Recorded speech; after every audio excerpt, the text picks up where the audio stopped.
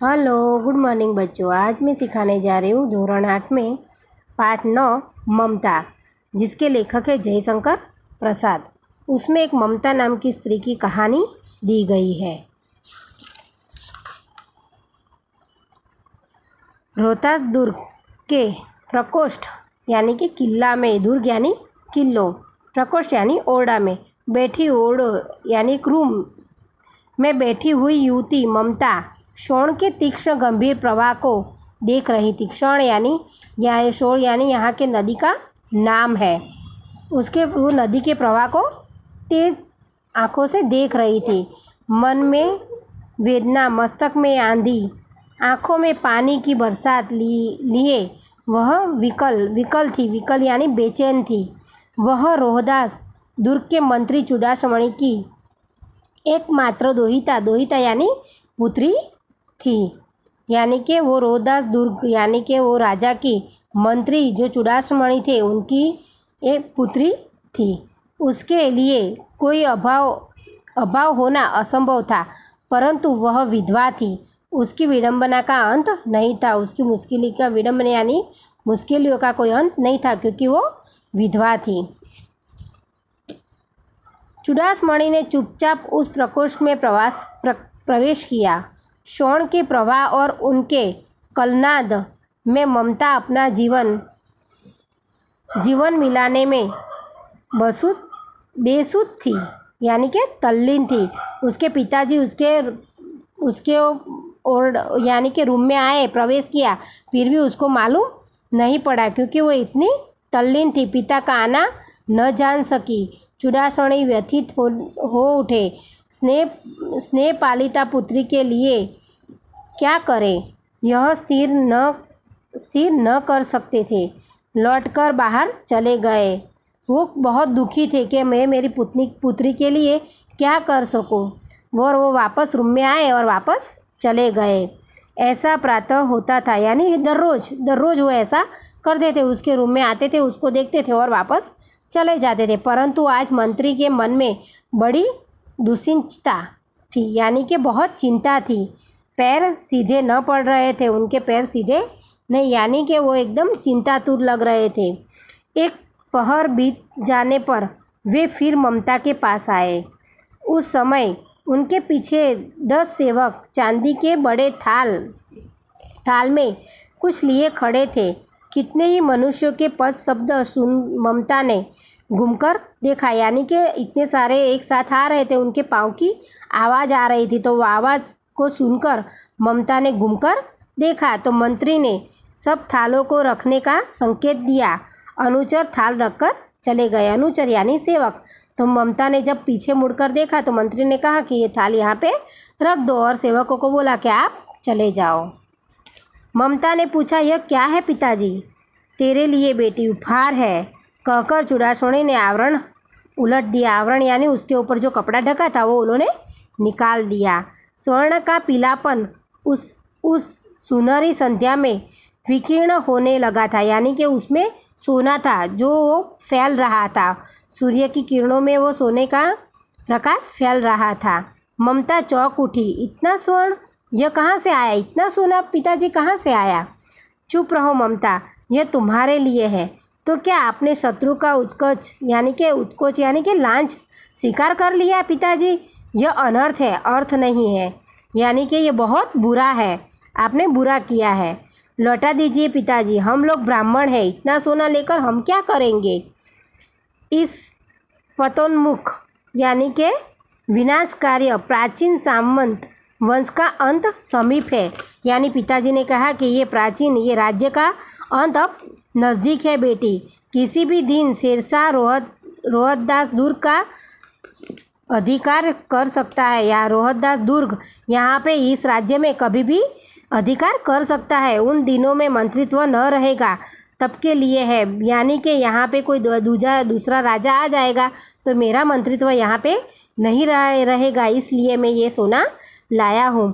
हे भगवान, विपद के लिए इतना आयोजन, यानी कि आफत के लिए इतना आयोजन करना है। परम पिता की इच्छा है के विरुद्ध इतना साहस? पिताजी, क्या भीख न मिलेगी?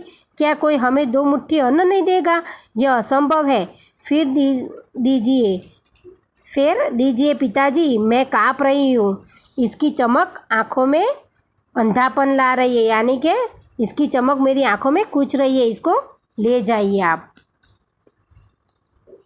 मूर्ख है कहकर चूड़ामणि चले गए। दूसरे ही दिन जब डोलिया का त्वात आ रहा था, मंत्री चूड़ामणि का हृदय धक धक करने लगा था, यानी घबराने लगा था। वे अपने को रोक न सके। उन्होंने जाकर रोहतास दुर्ग के तोरण के पर डोलियों का आवरण खुलाना चाहा। तब पठान ने कहा कि यह महिलाओं का अपमान करना है। यानी कि दूसरे दिन जब दूसरे डोलियों में कोई स्त्रियां आई तो वो उनके राजा के दरवाजे पर खड़े रह गए और उन्होंने वो डोलियों को खोलने के लिए कहा। तो उनके पास जो पठान था, उन्होंने बोला कि ये महिलाओं का अपमान है, क्योंकि वो डोलियों में सैनिक थे, कोई महिलाएं नहीं थी। बात बढ़ गई, तलवारें खींची, मंत्री वहीं मर गए। राजा रानी और कोष सब छली शेरशाह के हाथ पड़े, यानी सब मर गए। निकल गई ममता। डोली में भरे हुए पठान सैनिक दुर्भर में फैल गया, परंतु ममता न मिली। यानी कि वहाँ पे फिर सैनिक निकल गए डोली में से बाहर और तलवारें सब एक दूसरे को तलवार से मारने लगे। उसमें उसके ममता के पिताजी चूड़ामणि मर गए और राजा रानी भी मर गए। तो ममता वहाँ से निकल गई और बहुत दूर चली गई। पूरे महल में छान मारा पर ममता उनको कहीं नहीं मिली। काशी के उत्तर में स्थित धर्मचक्र विहार मौर्य और गुप्त सम्राटों की कीर्ति का खंडहर था। पंडित शिखरों वाले भवन तूर्ण गुल्मों से ढके हुए प्राचीन और ईंटों के ढेर में बिखरी हुई भारतीय शिल्प की विभूति ग्रीष्म की चंद्रिका में स्वयं को शीतल कर रही थी। यानी कि काशी में उत्तर में एक गुफा थी जो बौद्ध साधुओं की गुफा थी। वहाँ पे वो चली गई और वहाँ झोपड़ी में रहने लगी, जहाँ गौतम का उपदेश ग्रहण करने के लिए पंचवर्गीय भिक्षु पहले मिले थे। यानी कि वो गुफा में गौतम बुद्ध के उपदेश के लिए सब इकट्ठे होते थे। वो उसी स्तूप के भग्नावशेष में मिलन छाया में एक झोपड़ी के दीपालोक में एक स्त्री पाठ कर रही थी। यानी कि वो गौतम बुद्ध के जो वो खंडेर था, स्तूप यानी वो खंडेर था, वहाँ पे वो झोपड़ी में वहाँ पे वो ममता रह रही थी और वहाँ दीपक का उजाला था। तो वो वहाँ पे गीता का पाठ कर रही थी। पाठ रुक गया। एक भीषण और हताश आकृति दीपक के मंद प्रकाश में सामने खड़ी थी। स्त्री उठी। उसने कपाट यानी कि दरवाजा बंद किया, परंतु उस व्यक्ति ने कहा, माता मुझे आश्रय चाहिए। तो वहाँ पे वो झोपड़ी में जब वो दिए के उजाले में पाठ कर रही थी, तब उसे दिए के प्रकाश में एक आकृति दिखी। तो वो खड़ी हो गई और वो दरवाज़ा बंद करने खड़ी हुई। तभी एक आवाज़ आई कि माता मुझे यहाँ पे आश्रय चाहिए। तुम कौन हो? स्त्री ने पूछा। मैं मुगल हूँ। चौसा युद्ध में शेरशाह से विपन्न होकर यानी संकटग्रस्त होकर रक्षा चाहता हूँ। इस रात अब आगे चलने में मैं असमर्थ हूँ, यानी कि मेरी शक्ति हीन हो गई है। मैं अब आगे नहीं जा सकता हूँ। मुझे यहाँ पे आश्रय चाहिए। क्या? शेरशाह से स्त्री ने अपने होठ काट लिए, यानी कि इतना क्रोध किया कि शेरशाह से आप? हाँ माता, परंतु तुम भी वैसे ही क्रूर हो। वही भीषण रक्त की प्यास, वही निष्ठुर प्रतिबिंब तुम्हारे मुख पर भी है। यानी उसने वो जो पथिक था, जो मुसाफिर था, उसने बोला कि आप क्यों इतनी क्रूर लग रही हो? क्यों आपका प्रतिबिंब ऐसा एकदम आपके मुख पर ऐसी क्रूरता दिख रही है? सैनिक, मेरी कुटीर में स्थान नहीं, जाओ कहीं दूसरा आश्रय खोज लो। तो उसने बोला कि आप क्यों इतनी क्रूर दिख रही हो? और उसने बोला कि मेरी कुटीर में स्थान नहीं है, यानी जगह नहीं है, आप दूसरा आश्रय खोज लो। गला सूख रहा है, साथी छूट गए हैं, अश्व गिर गए हैं, इतना थका हूँ कि इतना कहते कहते वह व्यक्ति दम से बैठ गया। उसके सामने पूरी ब्रह्मांड घूमने लगा। ब्रह्मांड यानी सृष्टि। स्त्री ने सोचा कि यह विपत्ति कहाँ से आई, यानी कि वो इतना उसका गला सूख गया था, उसके साथी छूट गए थे, इतना बोलते बोलते वो वहाँ पे गिर पड़ा। तो वो स्त्री को यूँ लगा कि ये आपत्ति मेरे पास कहाँ से आ गई? उसने जल दिया, मुगल के प्राणों की रक्षा हुई। वह सोचने लगी कि यह सब दया के पात्र नहीं, मेरे पिता का वध करने वाले अत्यायी यानी कि अत्याचारी द्रोणा से उसका मन विरक्त हो गया, यानी कि उसको खींच आने लगी। वो दुखी हो गई कि ये लोग दया के पात्र नहीं है, इन्होंने ही मेरे पिता की हत्या की है। स्वस्थ होकर मुगल ने कहा, माता, तो फिर मैं यहाँ से चला जाऊँ? स्त्री विचार करने लगी कि मैं ब्राह्मणी हूँ, मुझे तो अपना धर्म अतिथि देव के सत्कार का पालन करना चाहिए, परंतु यहाँ नहीं। ये सब दया के पात्र नहीं, परंतु यह दया तो नहीं, कर्तव्य करना है। यानी उसने सोचा कि मैं अतिथि का सत्कार तो मुझे करना चाहिए, ये मेरा कर्तव्य है। मैं भले उसके ऊपर दया नहीं करूं, पर मुझे कर्तव्य पालन तो करना ही पड़ेगा। मुगल ने अपनी तलवार टेक कर खड़ा हुआ। ममता ने कहा, क्या आश्चर्य है कि तुम भी छल न करो, ठहरो तो ममता ने बोला कि अगर मैं तुम्हें यहाँ ठहरने के लिए जगह दे दूँ और आप मुझसे छल यानी कपट नहीं करोगे, वो क्या है? छल नहीं, तब नहीं स्त्री। जाता हूँ, मैं तैमूर का वंशधर, स्त्री से छल नहीं करता। यानी उसने बोला कि मैं चला जाता हूँ, मैं तैमूर का वंशज हूँ, मैं कभी स्त्रियों से छल नहीं करता हूँ। भाग्य का खेल है, ये नसीब का खेल है। ममता ने कहा, यहाँ कौन दुर्ग है? ये कहाँ महल है? यह झुपड़ी न, जो चाहे ले लो, मुझे तो अपना कर्तव्य निभाना पड़ेगा। जाओ भीतर। थके हुए पथिक, तुम चाहे कोई भी हो, मैं तुम्हें आश्रय देती हूँ। तो ममता ने कहा, ये कहाँ बड़ा महल है, ये झुपड़ी है, तुम्हें जो चाहे वो ले लो और अब भीतर चले जाओ, मैं तुम्हें आश्रय देती हूँ। सब अपना धर्म छोड़ दे तो क्या मैं भी अपना धर्म छोड़ दूंगी?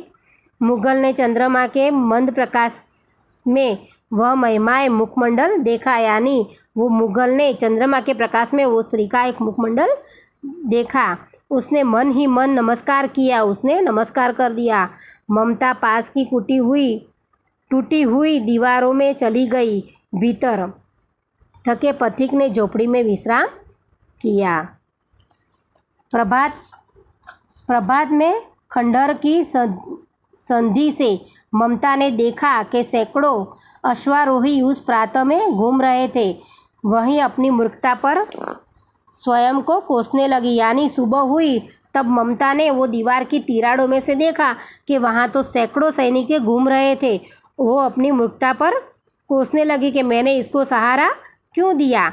एकाएक झोपड़ी से निकलकर उस पथिक ने कहा कि मिर्ज़ा, मैं यहाँ हूँ। वो झोपड़ी से बाहर निकला वो पथिक, और उसने उसके जो सैनिक थे उनका नाम मिर्ज़ा था, तो उसने बोला कि मिर्ज़ा, मैं यहाँ हूँ। शब्द सुनते ही प्रसन्नता की चित्कारी ध्वनि से वह प्रातः गूंज उठा। ममता अधिक भयभीत हो गई। पथिक ने कहा, वह स्त्री कहाँ है? वो पथिक उस ममता को ढूंढने लगा कि वो कहाँ गई।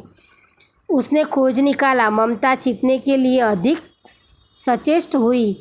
वह मृगदाव में चली गई थी, वो अंदर चली गई थी। भीतर उसमें से निकली। संध्या हो गई, वे लोग जाने लगे। वो इतनी अंदर चली गई कि उसको मिली नहीं, पर संध्या हो गई और वो लोग चले गए। और जाते जाते ममता ने सुना कि पथिक घोड़े पर सवार होते हुए कह रहा था कि मिर्ज़ा, उससे मैं कुछ न दे सका, उसका घर बनवा देना, क्योंकि मैंने विपत्ति में यहाँ विश्राम पाया है। यह स्थान भूलना मत।